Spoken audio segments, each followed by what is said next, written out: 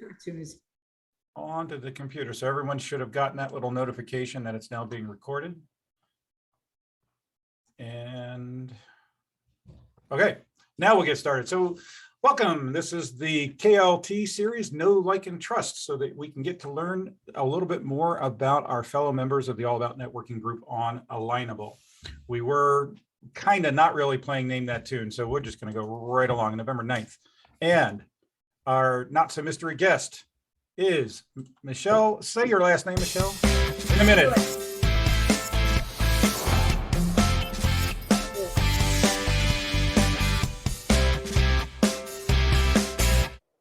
I get a kick out of that. Sorry, everybody. it's cute. Okay, I put those pronounced Schalin. Schalin, as like a Shaolin monk almost. If you are not muted, if you will please. I have heard that comparison before, but okay. There was had some background noise from somebody there, so make sure that everybody's muted. Thanks. All right, Michele is from Austin, Texas, with a business website designs. And one of the things I asked her is, what's her tagline, or kind of what did she go by? So there you go. Mindful metamorphosis. No. This is actually, sorry, I must have misunderstood you. Aha. So, Website Design Austin, Texas, and Mindful Metamorphosis are two different companies. Ah, see, you weren't following the template. I needed a tagline. Sorry. Okay. No worries. Your success is our success. There you go. There we go. I used that. Sorry, we don't want to play that one again. Okay. So Michele was born and raised in Chicago.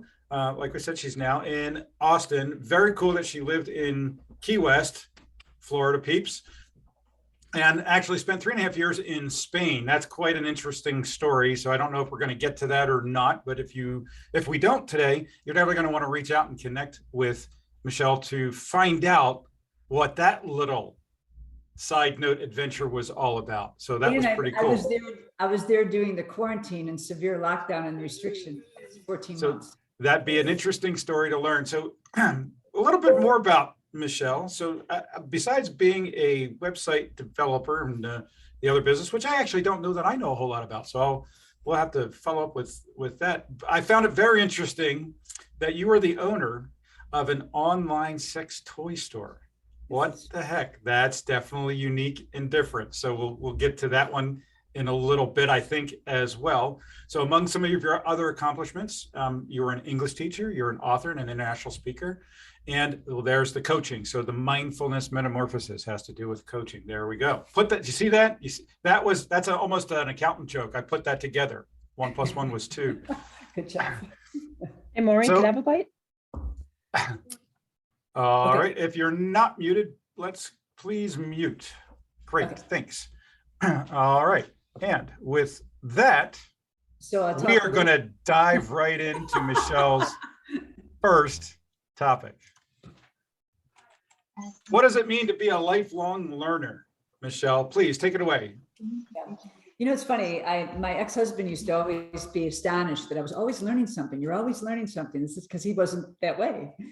And I just am very curious, and I'm always learning something new ever since, ever since I was an adult. As a kid, you know, you're learning stuff new all the time, but as an adult, I was always interested in something new. And like you saw in some of the different jobs I've had, some businesses I've owned and jobs I've had, I've been in a lot of different industries, been in a lot of different kind of positions. And I just love always learning different things. And these are my favorite subjects that I have listed here ever since I was 18. And I got introduced to psychology and sociology in college. I thought it was absolutely fascinating. And it was interesting, before that, as a child, a lot of the science projects I would pick would be around the human body. I don't know why, just always was an interesting thing for me. And then as I got older, the mind got really interesting to me. And then I had, you know, various jobs and positions. I was a fitness trainer for 8 years when I was living in Chicago, when I was in my 20s and my 30s. Sorry about that. What's that? My screen changed, so I apologize. I don't know if that happened for everybody. And then, you know, psychology, sociology, relationships, family dynamics. You know, I was trying to, in my early 20s, learn and try to, I had emotional stuff and insecurities, and I was trying to understand where that came from and that. So I started getting into all that, and read all kinds of little relationship books and that kind of thing to try to have a better relationship with whoever I was going to be with. Then when I was gonna have children, I started reading all about that, so I could try to be a better mom and learn more things. And then I was very involved in 12-step programs, and mentored many people for 26 years. I mentored probably over 100 ladies and helped them, better their life and help them with some problems and that kind of thing. And then I started meditating for the first time about 8 years ago after I had a back surgery. And that really was the missing link for me as far as even more deeper growth within myself, personal, professional, emotional healing and stuff like that. And I want to interject something on you, Michele. yeah, With all of the stuff that you've been through and being a lifelong learner, how do you relate that to what you've done in business? How do these two things kind of come together? because whenever I learn something, I like to share it with people. And I learned in my 30s that, well, actually, I essentially started when I was in my 20s. When I was a fitness trainer, I just kind of like a natural yearning to be an entrepreneur. And so when I was a fitness trainer, I didn't actually start an official business where it was a taxable entity like as a business, but I started my own little fitness training thing where I go to people's houses and train them, other than working at health clubs that I worked at. Okay. I had private clients. So I started my own little business that way. And then when I learned, when I had a job, and I was in 1999, I moved from Chicago to small town Texas. And at this time, everybody was just learning how to work on their computers. People were just learning Office. People were just getting computers, right? So I got a job where I was teaching people how to learn different, Excel, Word, how to do email, all this kind of stuff. And I had this job for about 5.5 years. And towards the last year, got where it wasn't so much fun. I had a different boss, a lot of micromanagement. And that's when I decided to start my web development company. So that was in 2004. So I learn, and then I go, oh, I'm going to start a company doing this. Okay. So yeah, what would be your advice to anyone that would listen here as to what are the topics? So you picked out some topics that you've shared here. What would you advise anybody else as far as where do you want to go to learn? What do you want to learn? How do you want to go learn it? Because not everybody learns in the same way. Right. And some, the way I learn is I don't go to like a school and get like a formal training. That's not how I learn. I learn by, reading books, going to, conferences, taking classes on my own, through whatever program and who I like. I have different things that are interesting to me. Then I look for people that are talking about them. I look for experts that are successful in this area. And then I listen to them and I maybe read their books and I take programs. I may go see them. And then I implement it in my own life and see how I want to do it. And if I want to start a business with it, or if it's just personal for me, just like that. So I think the most important thing for you to do is just figure out what's important to you. But what things are important to you that really are, that you think about it, you write a list, and sometimes you don't, everybody's so busy doing for other people and doing what you think you should do, what everybody tells you should do, your friends, your family, whatever. A lot of times people get into things that they don't really want to do. They're just trying to make their parents happy or something like that, until they go, this isn't me. And then what makes you happy? What makes you like, I saw, it was a really great TED Talk video by Rita Wilson, who is Tom Hanks's wife. And it's a, what do you want? I highly recommend the TED Talk. It's really good. And she was just, she's a successful actress. She had a really great life. She had all these great things, married to Tom Hanks, nice family, blah, blah, blah. But she still was not feeling fulfilled. And she felt guilty about it. Like, I got a really good life. Why am I feeling this way? And finally she was like, I'm going to sing. I'm going to sing. And she started singing. And, so she just, what do you want? What do you want? Yeah. Are you going to break out in the song? No. Are you sure? Okay, you got a whole forum. We're all listening. I can put some music on. Are you sure? Okay. I just wanted to check in with you on that. That's by myself. I practice my Spanish. I sing Spanish song. So, ¿cómo está?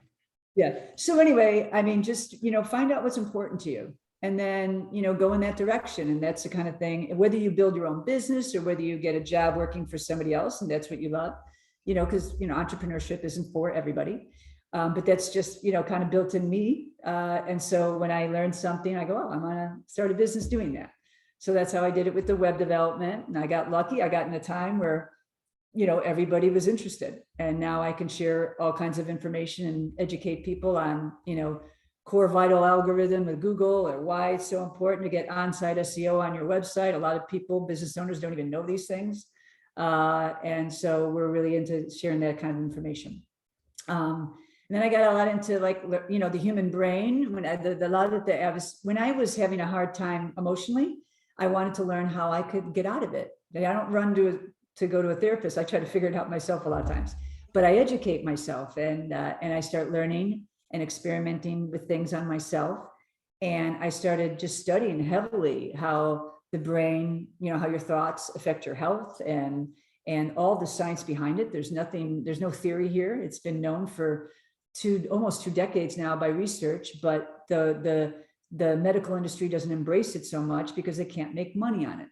Okay. But so it's not even being taught in schools yet, but they've known this stuff for a long time. And so I share a lot of that. And then I go, okay, I want to start a business doing that, So let me ask you this question, because it comes up a lot, right? Is you've learned all this stuff, particularly about psychology and the way that the human brain works and what it's going to do to somebody's body from both a sales perspective, from owning a business perspective, and from being an employee or other professional, whatever titles we want to give all that. How do you then go about applying all of that in those different scenarios? Are you actively aware that you do it or that you don't do it? It's just second nature? Both. After a while, it becomes more second nature. What I do is I do a lot of different techniques. I meditate. I have a really strong meditation practice that gives that, when you meditate, it's like working out your brain, basically. It's like going to the gym. You're working out your brain. So as in mindful metamorphosis, I am like a fitness coach for your brain. And I support you and give you techniques and give you exercise and check in with you and all that kind of stuff. Okay. So I do the same thing with myself. I do different meditation techniques. I do different mindfulness techniques. I do different things called breath work, sound therapy. There's a lot of different things that I mix up in my personal growth.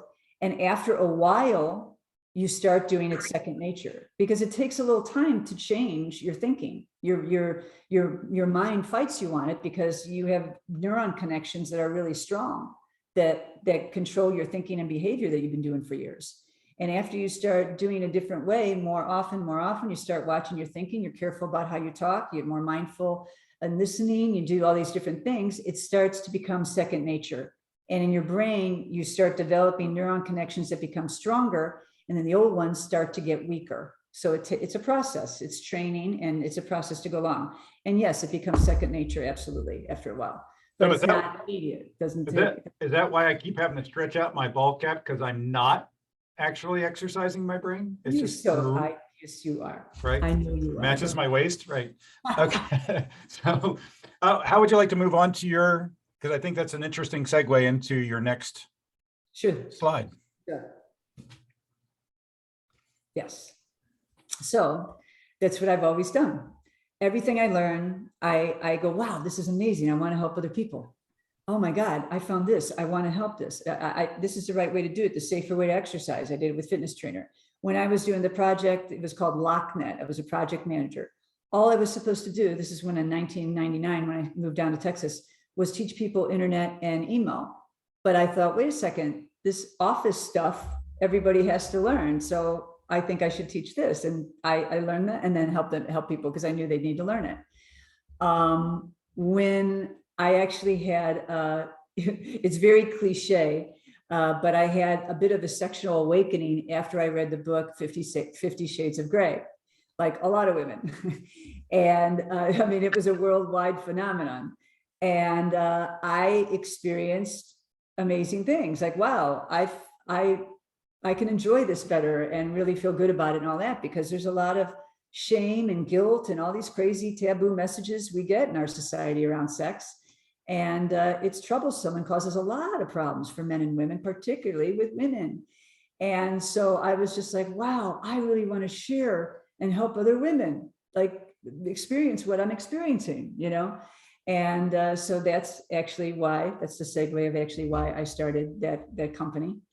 I wanted Which to. one? Which one was that? It's called Little Shop of O's. And it's funny. People say, "What's the name of your company?" I say, "Little Shop of O's," and they laugh. Okay, if they said to me, "What does the O's mean?" I wouldn't even tell them. I'd say, "Think about it." I was going with Honey Nut Cheerios, actually. Think about it. So, so originally I wanted to have a storefront and build a community around it and educational and talk about it, be fun, be playful, educational. It doesn't have to be taboo. It's just normal. It's human behavior. It's okay. Be out front. Okay.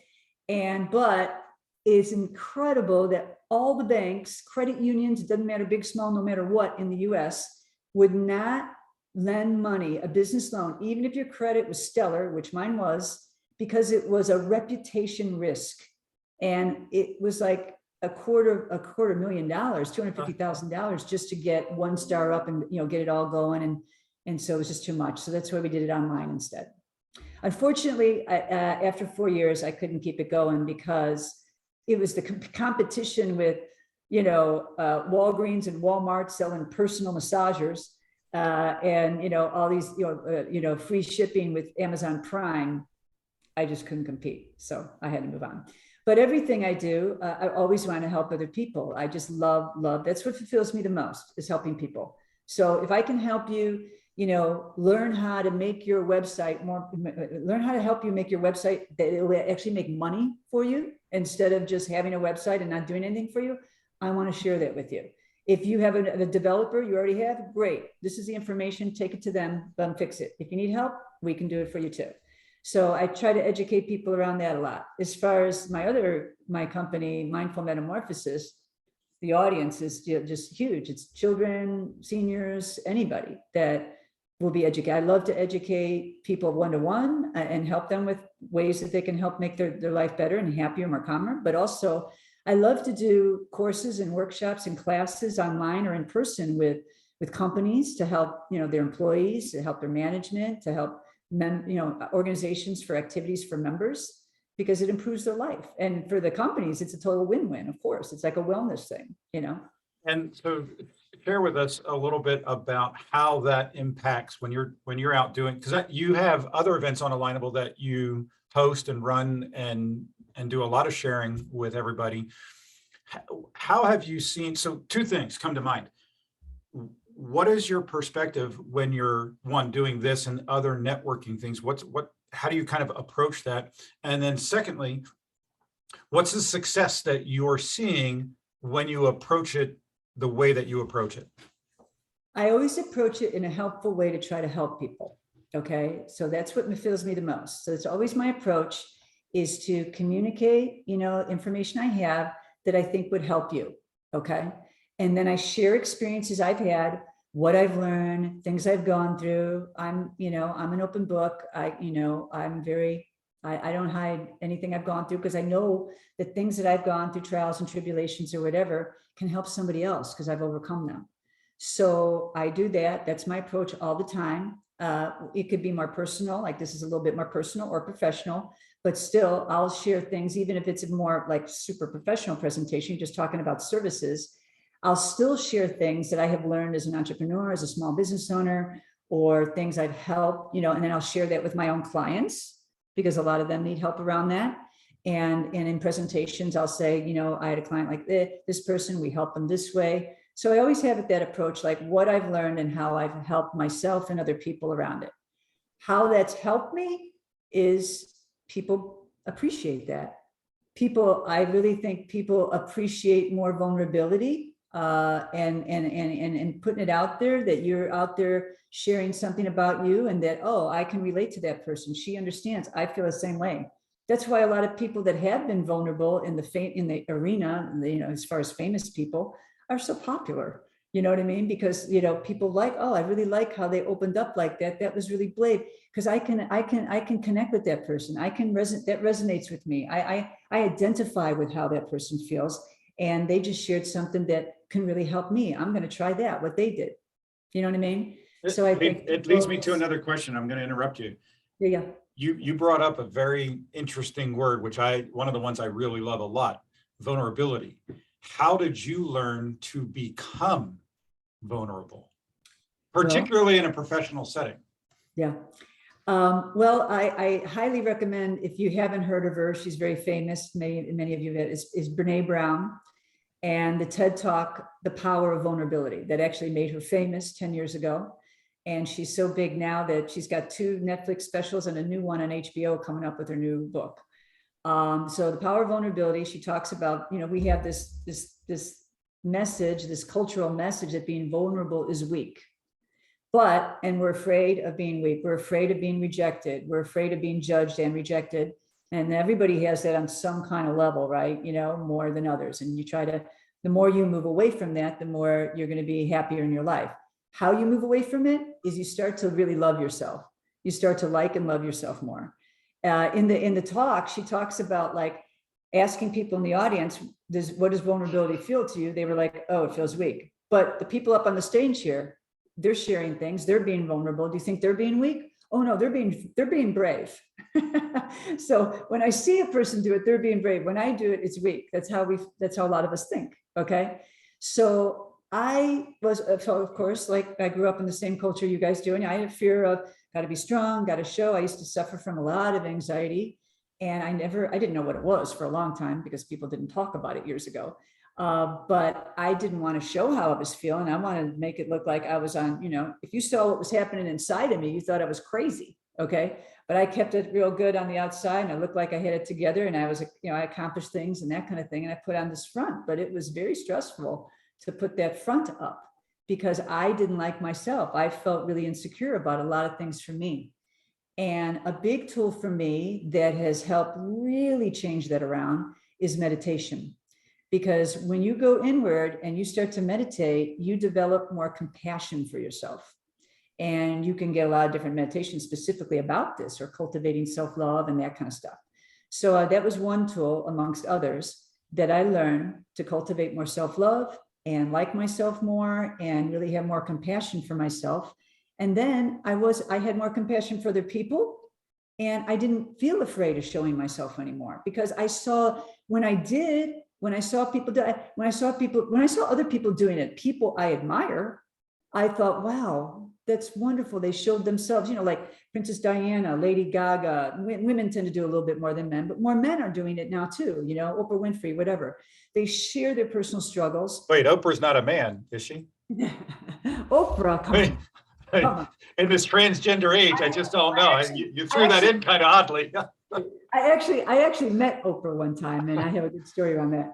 I got a hug from her even. But these people, they show themselves in an effort to help other people.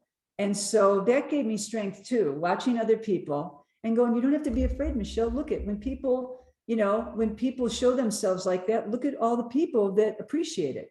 So that helped me. Watching other people kind of blaze the trail for a little ahead of me helped me too. And then I started being more open in that and sharing things, and I just got really good response from it. So it's easier for me now. Okay, before we move on to the next slide, I do have another question that has to do with something you said, and still on the topic of vulnerability. What's the most vulnerable moment you're willing to share so that everyone can feel your braveness and not the weakness? Okay, so probably the most vulnerable moment I would share would be my experience in Spain. When I went to Spain, I thought I was going to have an adventure. And it would be difficult, but I'd be able to do it all right. And I went to Spain when I was very, very emotional. I was filled with a lot of fear, a lot of sadness. My marriage of 27 years just broke up. I was hoping I could repair it with a separation for a little while, but it didn't work out that way. So when I was growing up in my family, I felt very alone for a lot of reasons. We were very disconnected. And when I was with my ex, I felt I wasn't alone. I had my family. For 27 years, I had this person in my family, and I didn't feel alone. And then all of a sudden I was alone again. And I couldn't have been more alone. I went to Spain. I rented my house. I went there with 4 suitcases. I rented a room. I didn't know anybody, and I was learning the language. And I was, I was so outside my box. It was, and I was very depressed and fearful. And I put a good face on, like nobody knew, but I would come home and it would be very difficult, which is what I said, I got to do something about this. We're going to turn this around. You're miserable. Let's turn it around. And that's when I really started motivating me to learn about all this other stuff I talked about. And then I kind of got inklings of what was going on, during my experience. But when I came back in March, and I came back probably about 5 months ago, I was watching a movie called The Wisdom of Trauma with Dr. Gabor Mate. I highly recommend. And I've done a lot of work under him too. I've studied his stuff. And I realized that I was actually reenacting my childhood trauma in Spain. I was like going through it again and healing from it, actually finally healing from it. So that's actually what happened to me. And I didn't even realize, I kind of inkling, but it like blew me away when I wrote a bunch of things down. And I was like, holy cow, that's what I was doing. That's very cool. Thanks for sharing that. So I put you on the spot and I appreciate That's all right. I told you I'm an open book. I told you. Okay. So all of this leads us to your last slide, which is networking. Imagine that. We're in a networking group. Yeah, I actually did for an event 2 years ago in Valencia, an online event. I did I have it on YouTube, a 30-minute video about networking, do's and don'ts of networking. I've actually shared it on Alignable. If you ever want to see it, it's, so I have a lot of experience. When I was in BNI for 8 years, I got a lot of training. I held leadership positions. I trained a lot of people. I'm not in it. I don't need to do that now, but it was great to start my business and get a lot of training. And because in my video, I talk about the common mistakes extroverts make and the common mistakes introverts make. So give us one of each of those. Okay. A common mistake, like the top one. Okay. The common mistake that extroverts make is, here's my card and let me tell you all about me. Okay. They're really into like, wait. I'm not supposed to do that? No. What? No wonder it's never worked for me. Yeah. It's like, I love the analogy. It's like when you do that, it's like getting on a table, standing up on a table and holding a sign, I sell widgets. Nobody wants to talk to you. Okay. Everyone's like, get away from me. All right. So that was me being an extrovert. I got to meet as many people as I can and give as many cards as I can out. All right. So that was the mistake I made and I've learned. The mistakes that introverts make, because they're more nervous about the situation, they grab onto one person and they don't move, or they just want to sit with that. They want to just talk with that one person because that's what makes them feel safe. They got somebody. Okay. Or when they go to networking events where they're sitting down, maybe it's an ongoing networking event, like let's say BNI, every week you go. When I went every week, I would sit next to someone different. Unless I was the president, I had to sit like at the top. But if I wasn't in a leadership position, I would choose a different person to sit next to every time. So I get to know them a little bit better. But a lot of people don't do that. They go to their same spot and the same people that are around them, and that's what they're comfortable with. And that's the mistake that introverts make. Yeah. So what would you say to both styles of person, introvert, extrovert, that they could do either in an event like what we do online, either in Alignable or elsewhere, or an in-person event? I have something specific that I actually did, but I'm curious what your advice would be for either one of those. What's the step to take to overcome it? Okay, so the step is to look for something that you can share. Sometimes maybe there's a book or a video or, something, a quote, anything. There's all kinds of different things, something that encouraged you, something that inspired you, some kind of thing that helped you manage your schedule or whatever. If you're overwhelmed, things, those kind of things, just have a list of things that have helped you. And then as you talk to people and they say something, you go, oh, that's really something that might help you is this, or something like that. Also, I'm careful not to just give your advice all the time, right? You ask them, what are you doing? What do you like to do? What interests you? What do you think you need help with? How can I help you? Okay. And so how can I help you? What kind of things are you looking for? And then I'll have a little list in my head of things that have helped me. And I share that with them. And I'm just a natural thing where, apart from professional, I just do this all the time. Like if I hear somebody that, needs help with something, they're moving, oh, I know somebody to help you. I'm going to put you guys together. It just makes me so happy to be able to help two people. Okay. And even in a professional setting, I do it personal and professional, but even if it's just natural for me, even if it's a professional setting, I think the big mistake that a lot of people make, whether you're introvert or extrovert, is going into an event of like what you need to get out of it. Okay, what do I need to get out of it? I need to meet as many people. I need to get a client. Okay, yes, we know that's why we're going to these events. But in my opinion, I don't think that's the best approach. And the best approach, I believe, is going into how can I help? How can I help anybody I meet? How can I help? Blah, blah, blah, blah, blah. And that's what I offer. And that's what they remember. And even if they never do business with me, they're going to remember that.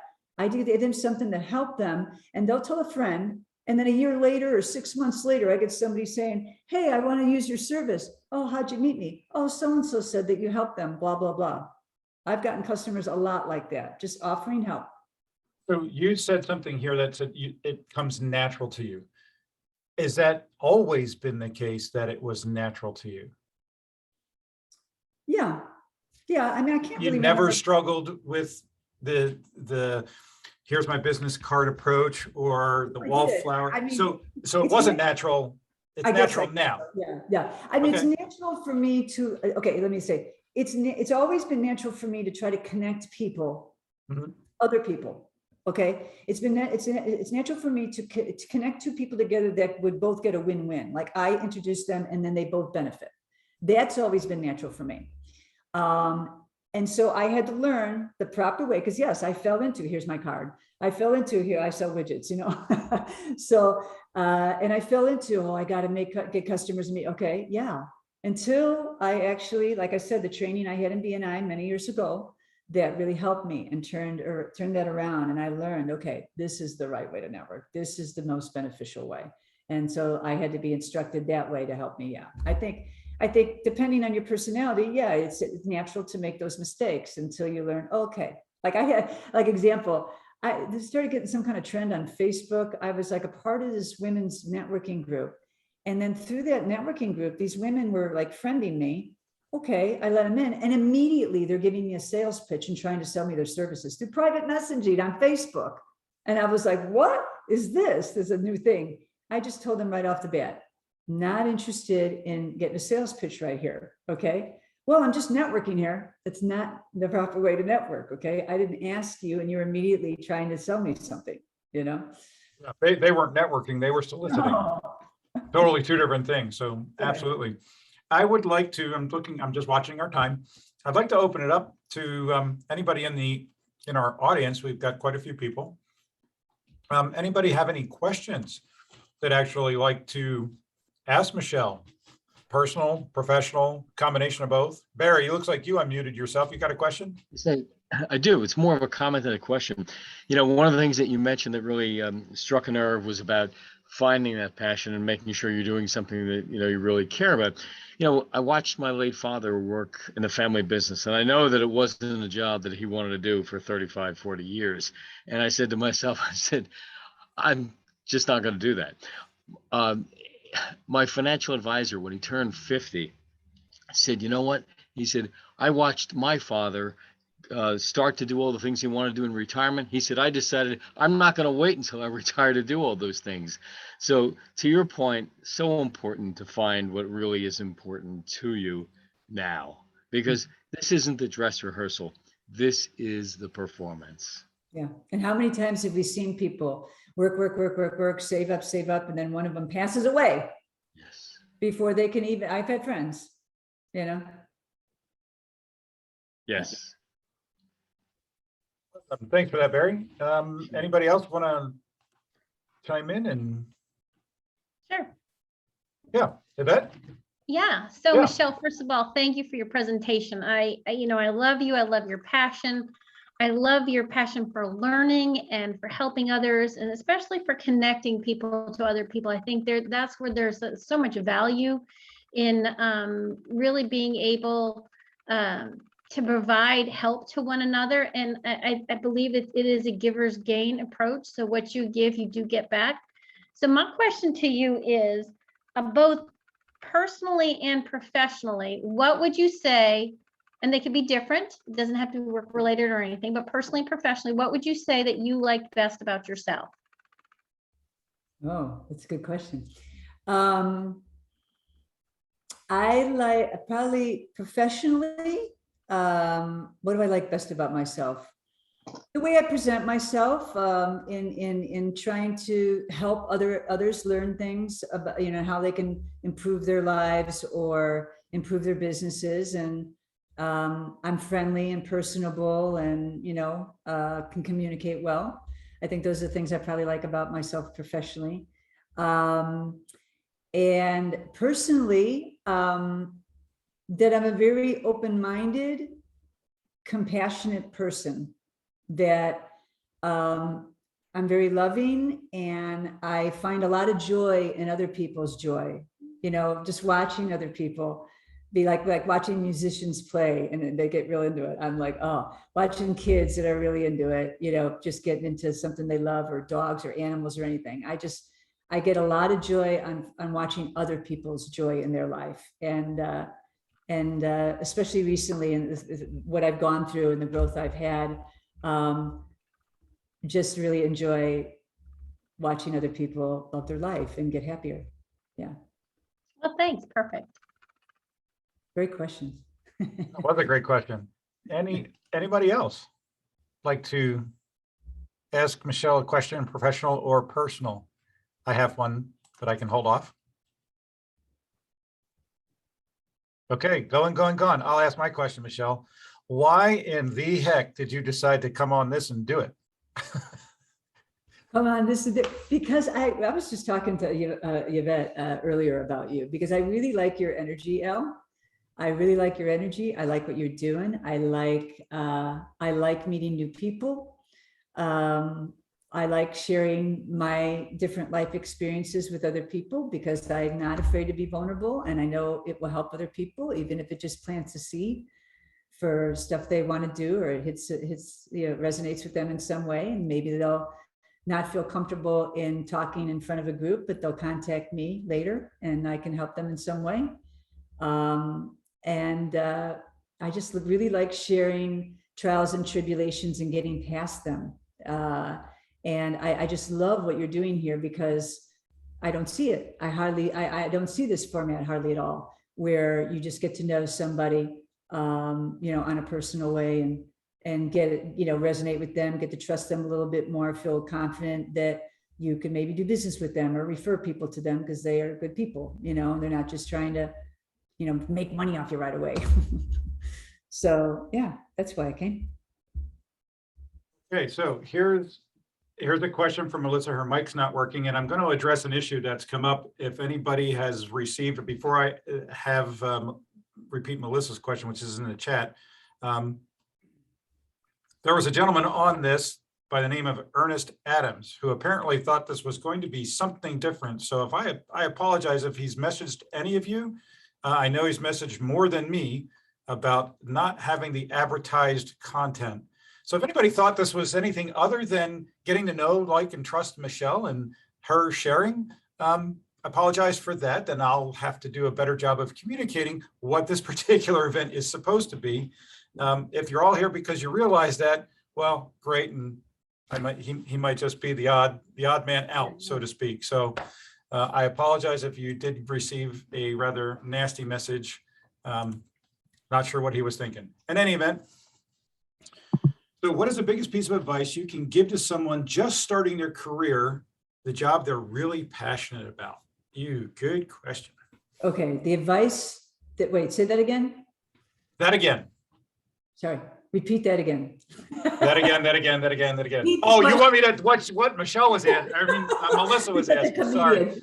There's always one in the crowd. See, there's you lost it. If stand-up comic would be good for you, Al. No. What is the biggest piece of advice you can give to someone just starting their career, the job that they're really passionate about? Okay. I'll give a little, just not one piece, but several things. Be true to yourself. Okay. Try to, really ask yourself what you really want. Is this feeling good for you? This connection for you? Because you'll get a lot of people around you. You're going to hear a lot of noise around you all your life. There's going to be somebody telling you, you should be doing this, you should be doing that. You can have even people that care a lot about you. We've probably, a lot of us have had these experiences. You shouldn't do that. You're not going to be good at that. Nobody's going to blah, blah, blah. Like I'm writing a book right now. Okay. And I had several people like, why would, I'll play the devil's advocate. Why would people read your book? This, because I got a lot to say, and I can help them, but that kind of thing, I don't let that stop me from doing what I want to do. So that's super important because you're always going to find that. And we all have insecurities. And when you're first starting out, you maybe feel a little less confident or something like that, whatever you're doing, dream job, your own business or whatever. Okay. So I think that's really important. The other thing I think is supremely important. So you have balance in your life. Okay. Because if you just get so focused on your job or your business, which the culture we live in kind of gears us in that mode, you may have success in your business, but you're not going to be successful in your personal life because you're going to be totally off balance. And, your relationships with your partner, if you have one, or with your family or with your children for sure, are going to suffer. And a lot of us fall into that. And I did. And I definitely fell into that in, getting successful in my business. And it didn't have to be that way. But I had that message in the culture to, you know what I mean? And there was no messaging to say, hey, let's take a break. Hey, get some rest, because you take care of yourself. You're going to do a better job anyway for everyone around you, and you'll be more successful in your business. So I think, the two biggest things I would say is really listen to yourself and try not to have the negative commentary affect you. And just, you can say, okay, let me think about that. No, that's not true. Okay. Watch your thoughts, because you start to have negative thoughts and you can't control the thoughts that come into your brain. You can learn to control, to question them and not react and believe all of them, and, start to change them. Okay. It just takes a little time for practice. So, because we have these negative thoughts that people put, that we've gotten when we were a kid or growing up. Okay. In balance. Okay. Because if you have more balance and you look at what you need, and when I say balance, I mean, try to get away from the screen. If you're spending so much time in front of it, get out and walk, try to get to nature more often, exercise, whatever, just chill out more and get away, listen to music more. Don't be so tunnel visioned in your career or your work where you are like this, because I'm telling you, you will regret it later. Your body will suffer from it. Your health will suffer from it. And definitely your relationship will suffer from it. And then you're going to have to deal with that when you get older and, try to heal things and blah, blah, blah, blah, blah around the people that you love. Okay. If you understand, balance is super important for the health of your mental and physical health, that you'll have less damage control later. I can't help but think of the scene from Karate Kid where Mr. Miyagi's got him on the boat and he's rocking and balance, Daniel-san, balance. Right. Yeah. No, what was it? So- You did that one thing all the time. Wax on, wax off. Yeah. Right. Paint on, or paint, however the paint up and down. Yeah. I'll Side tell to you, side. I have learned, because I did. I hurt my health and relationships around me because I was too focused on the work. So Yeah. interesting. The other thing that came to my mind, and be curious if it hit anybody else, as you're talking about self-care, one of the things that I had to learn was the power of saying no, but more because my cup wasn't full, and you can't fill somebody else's cup from a half full or almost full or empty cup.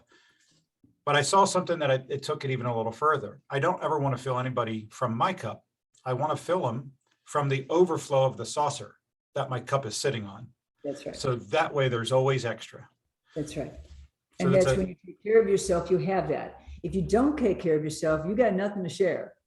Okay, there's no overflow and they're not getting nothing. And then you run out of gas and That's right. you're stuck on the side of the road going, And well, then how you did I get start here? and then you start having bad behavior, when you're driven too much, you start acting, you say things, you get mad easier, blah, blah, blah, blah, blah, and then you're suffering, everyone around you suffers. So Laura's got a really interesting comment. It's hard to ignore the input from those you love. And boy, that's a really powerful observation, I think. Laura, how would you address that, Michele? I would address that in really staying true to what's important to you, that you're the only one that's going to be with you for the, from the get-go of your life, all your life. Okay. And even though the people that you love are well-meaning and they love you, they're not you. And so it just takes time to understand, not to get mad at them, understand, okay, they're well-meaning, but I know what's good for me. All right. And it's just the less attachment you have of getting someone's approval, because a lot of that is, I want that approval. I want that approval of my mother, my father, people around your people I love, partner, whatever. And that's why I'm going to do this. But inevitably, that will make you miserable and resentful against that person because you blame them for how you're feeling. And then that puts problems in your relationship. Okay. So really, the more you understand that this is your life, and I thank you for your advice. I know it's well-meaning, but this for me doesn't work for me. I appreciate blah, blah, blah, blah, and I'm gonna do my thing. I mean, just to be, because inevitably, everybody knows if you're gonna do something that someone else wants you to do and you don't really want to do it, inevitably you will resent them and it'll hurt the relationship you have between the two of you either. Awesome, thanks. And so Stacy's got a book recommendation. And Roche, if I said that correctly, I like what you've put in the chat too. Your vision has only been revealed to you. So yeah, you got to be willing to share it, right? You got to go to that vulnerable place and be able to share your vision so everybody else can actually understand it and know the difference between the noise and the well-meaning advice from our loved ones that may steer us away from our vision. So Nancy, did you have something that you wanted to share with Michele?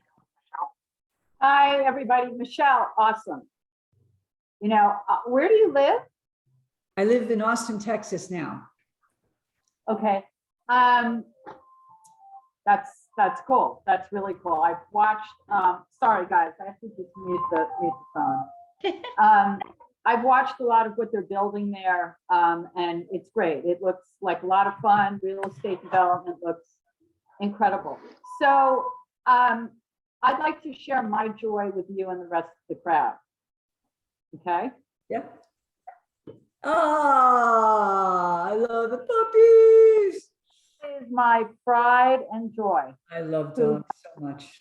Really saved my life in so many ways, and without him, it was very difficult. And I made the choice after not taking one the year before for probably the wrong reasons, but in my reason, but I know now looking back, it was the right reason, because had I taken the one that was scheduled, I would never have found him. And he is, I have to say, one of the most special creatures I've ever met in my life. And I've had everything.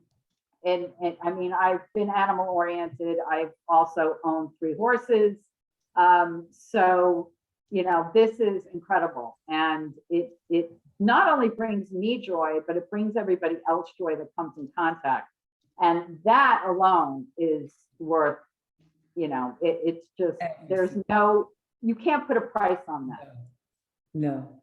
I thank you so much for sharing that. I have a special dog like that in my life too. He's my son's dog, but I was his owner for 4 years, and he came into my life. He's your grandpuppy now. Yes, he's my grandpuppy. So he had a week with me the other week. And I've never had that kind of connection with an animal before. He came into my life and helped heal me. emotionally and physically. Yeah. And ever since I just am so passionate about connecting with dogs. I love dogs. Yeah. I have to say one thing is I have been really fortunate in that realm, that the animals that I've had throughout my entire life,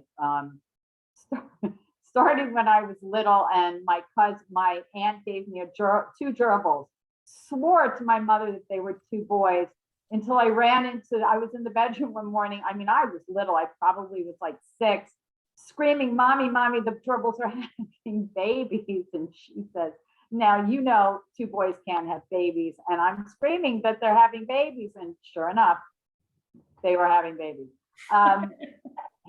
So I've been able to connect with all the animals that I've had. And of course, they're all different. And you know, a horse is way different than anything else. And people have always said they're not smart, and that's a total crock. And incredibly sensitive, probably one of the most sensitive creatures on earth that you can have a relationship with. So, you know, I feel very fortunate to have had that, you know, throughout my life. Very And cool. I'm very happy for you. It's a very special blessing. Yes, it is. It is. And I am definitely blessed in that way, and other ways as well. But this is paramount. You know, I don't do anything without him by my side. Fantastic. I would like to say something quick and actually give Barry a little shout out here. I had a conversation with Barry. I'm going to give you a review, Barry, by the way. And he was really helpful with some things about my book, because I'm writing a book. My goal is to get the first draft done by the end of the year. And the book, I was very sure about my title until I talked to Barry, and he said he might change it. But the idea of my title is "Suffer Better, Suffer Less." And it comes from a quote from a Vietnamese monk. His name is Thich Nhat Hanh. He was really instrumental in getting Martin Luther King on board with protesting the Vietnam War.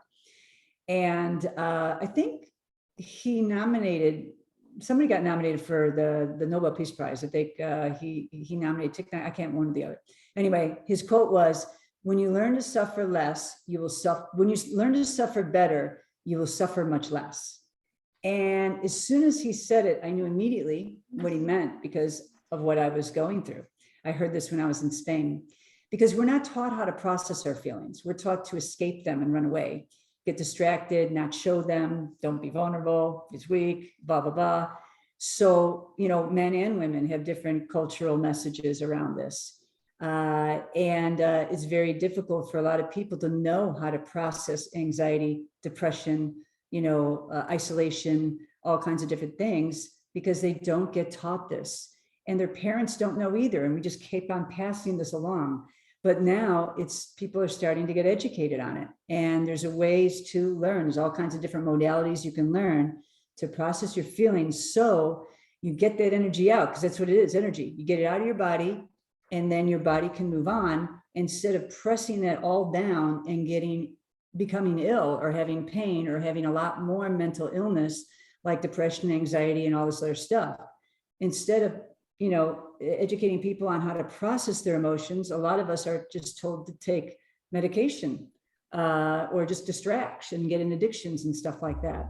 So again, stuff that I've learned, I go, okay, I need to write this book. I've had a real strong calling to write it.